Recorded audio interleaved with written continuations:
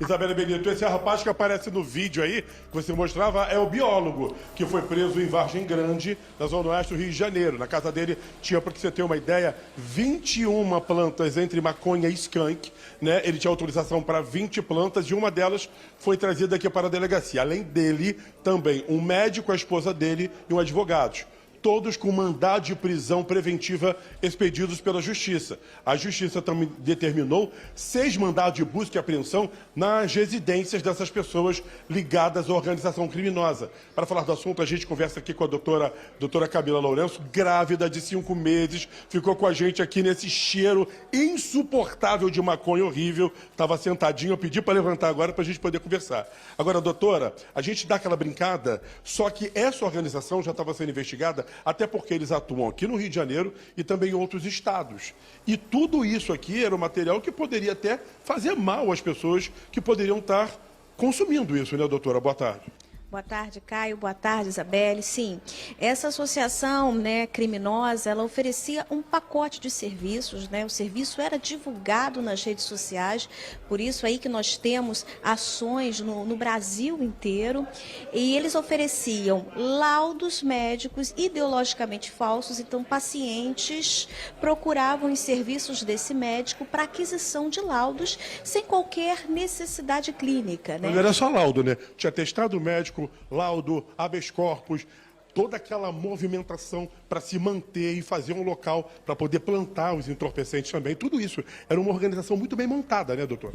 Sim, sim. Na verdade, eles ofereciam laudo, forneciam os insumos para o início do cultivo, né, que são as sementes, as lâmpadas de LED, os fertilizantes, e também a assessoria jurídica consistente na impetração de HC, que é um remédio heróico, objetivando um salvo-conduto para cultivo de cannabis para fins medicinais. E, em muitos casos, eles lograram êxito. Nós tivemos a cooperação do Tribunal Regional Federal, que levantou, inclusive, alguns processos em que esse grupo, advogado, juntamente com o médico Adolfo, ingressavam em juízo. Deixa eu chamar a Isabela Benito, o doutor Carlos Augusto, para participarem desse bate-papo com a gente. A doutora Camila está aqui, Isabela, e também conversa com você. Só lembrando que a organização conseguia montar aí, movimentar de 5 mil a 50 mil reais entre a fabricação dos laudos e também dos insumos,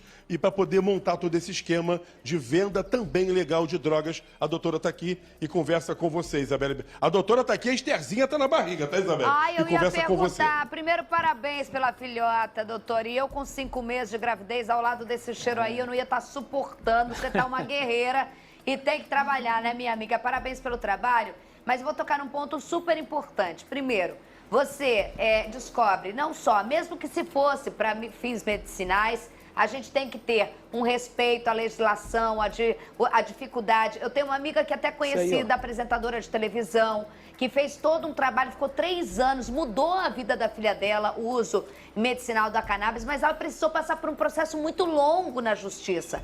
Você tem uma pessoa como essa, que faz uma quadrilha dessa forma, que quebra isso, você vai retroagir algo que já é polêmico e que pode ferrar a vida de pais e mães que precisam legalmente desse uso. Segundo ponto que eu queria entender, a gente viu as imagens ali, esses médicos, primeiro que tinha médicos envolvidos também, laudos para falar que essas pessoas precisavam, laudos falsos. É uma cadeia, né? É uma cadeia do crime até chegar ao biólogo que fazia esse cultivo e mais, crime também contra a saúde pública, né?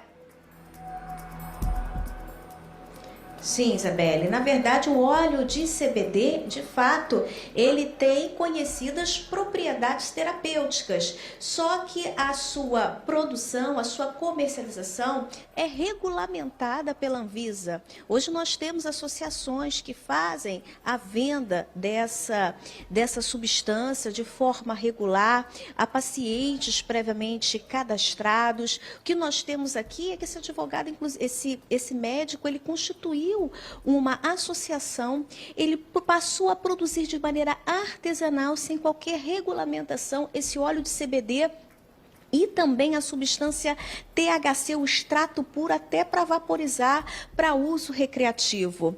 E os pacientes procuravam esse médico não porque tinham necessidades clínicas, né? Uma das testemunhas, um dos pacientes que foram ouvidos, ele inclusive foi preso por tráfico de drogas. Ele contratou os serviços desse médico, negou que tivesse qualquer das enfermidades que estavam descritas no laudo, pagou pela confecção do laudo, pagou para receber os insumos, só que ele não pagou para impetrar o HC. Foi aí que ele passou a sofrer extorsão por parte da própria associação criminosa que o denunciou pela prática de tráfico de drogas. Eles não agiam Meu somente no Rio, Deus em do outros céu. estados também, né, doutor? Sim, fizemos um levantamento de diversas ações judiciais. Somente na seção judiciária do Rio de Janeiro, né, a maior parte desses pedidos se concentram na Justiça Federal. Mas na seção judiciária do Rio de Janeiro, levantamos 13 processos. Né? Não vou aqui fazer uma generalização perversa, a ponto de dizer que todos os pedidos eram infundados. Né? A gente identificou casos, sim, de fraude. Não vou dizer que todos são fraudulentos. Nós não temos também elementos para afirmar isso, que fique claro. Mas levantamos os perfis dos pacientes, pacientes inclusive condenados por roubo, anotações por roubo, pacientes que já foram presos por tráfico de drogas. E eles tinham uma estratégia, eles promoviam sucessivas ações seguidas, distribuindo em varas diferentes para ver em qual delas eles iam obter o salvo-conduto. Então, na sessão judiciária, 13 processos, mas levantamos processos no Espírito Santo, na Bahia, em São Paulo, na região sul do Brasil, em todo o Brasil. Eles se proclamam como a equipe com a maior quantidade de habeas corpus impetrados em todo o território nacional. E só para você entender uma coisa, Isabelle, no material apreendido aqui, tinha até azeite. Você sabe azeite de botar na salada? É isso que eu ia a gente falar, come? por quê? Tinha que é azeite que era utilizado. Era utilizado para poder fazer ali o canabidiol, por exemplo. Então, dessa forma artesanal, é porque a gente precisou tirar aqui da mesa, porque estava um cheiro muito forte, tanto a doutora quanto a gente estava passando mal já.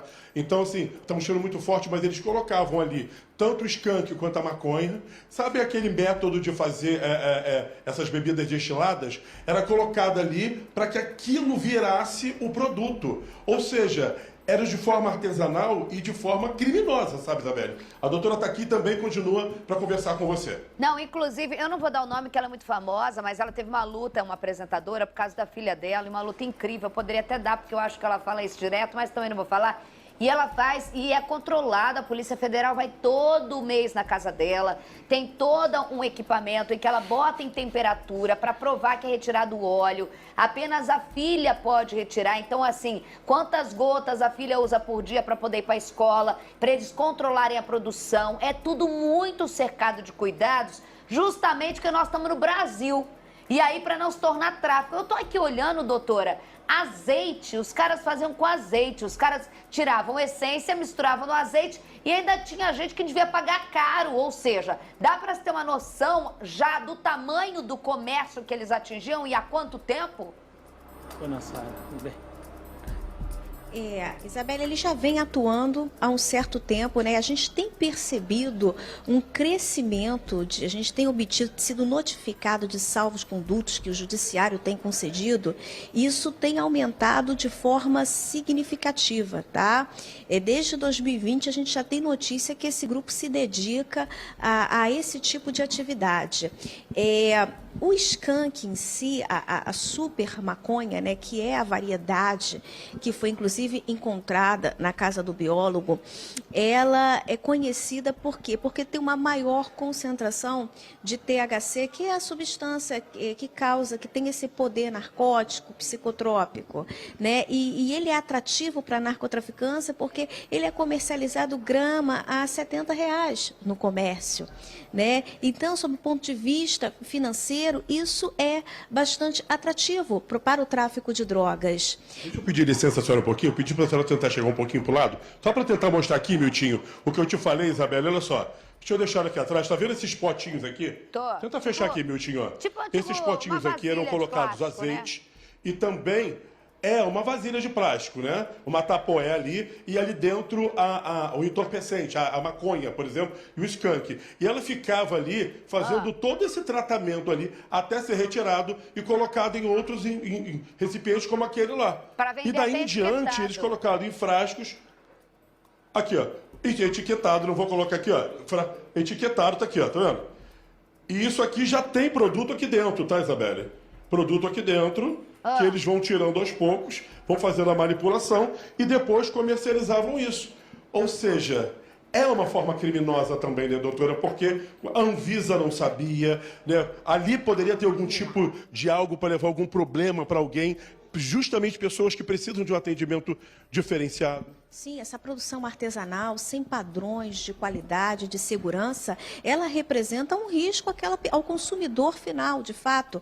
A Anvisa, ela admite a importação, como eu havia dito, do óleo de CBD, e algumas instituições, associações estão autorizadas a comercializar. Só que existe um percentual, por exemplo, de THC só pode ter 0,2% de THC no óleo, né? Então, como é que a gente garante que ali vai ter o percentual adequado de CBD, de THC, para a realização do tratamento desses pacientes, né? A gente vai submeter essas substâncias agora à realização de um laudo prévio para constatar, de fato, até para a realização do flagrante, da presença de canabinoides, né, o que legitima a prisão no artigo 33, tráfico de drogas, mas é feito de maneira artesanal, sem nenhum critério. A gente encontrou ali frascos com 100% de THC, né, que suspeitamos que sejam usadas para usuários de droga, forma vaporizada, para uso recreativo, claro, para usuários. Exatamente Sim. isso. Doutora, Sim. eu vou te liberar que eu tô preocupada, porque eu já fui repórter de rua e eu sei que o cheiro desse Eu troço também. é horroroso. E você que tá gravidinha... Tá horrível, Isabelle. Eu tô enjoada por você, então eu vou te liberar agora. O Caio fica aí, o Carlos tá aqui. Queria só fazer uma pergunta a ela, Isabelle. Fala, você quer fazer uma pergunta pra ela? Você quer continuar com a grávida lá cheirando a maconha, vai? Não, já tá acostumado. Acho que o bebê já deve estar Não tem sensibilidade. Não vai- Não tá não, doutor, não tá não. Nunca teve uma criança na barriga. Vai nascer. Não tive uma criança, mas já fui gordinho. Eu sei o que é carregar isso. Barrigudinho. Camila, parabéns pelo trabalho. Você falou diversas atuações de diversos personagens. Eu fiquei curioso, né? Até pelo oferecimento da denúncia, né? Você tem que descrever cada participação. Sim. E você, sem querer, falou em associação criminosa, que a pena é muito menor que da organização criminosa. Quais são os crimes, por favor, que você vislumbrou? Você falou também do 33, do tráfico de drogas. Percorreram entendeu? pelo código, né? Então, assim, quais os crimes que você avistou? Porque, dependendo do que eu tô vendo aí, as penas são muito altas, porque as pessoas em casa pensam que as penas são muito altas só quando se mata alguém, né? E as penas são muito altas que você está falando. Quais são os crimes que você colocou, por favor? Sim, na verdade, não é nem a associação criminosa do 288, é o artigo 35, que é a associação ao tráfico de drogas, né? Que a pena é muito maior, salvo engano, pena máxima de 15 anos. Temos o crime de associação ao tráfico de drogas, de falsidade ideológica, de extorsão, porque levantamos mensagens extorsionárias em que os pacientes eram coagidos a pagar valores pendentes. Então, em princípio, são esses 3 crimes e agora esse flagrante de tráfico de 33, né, em virtude da apreensão desse material aqui. Doutora Beleza, Camila, beleza. agora liberada, por favor, tira Estherzinha desse meio de maconha aí, por favor. Um beijo pra você. Caio, segura aí.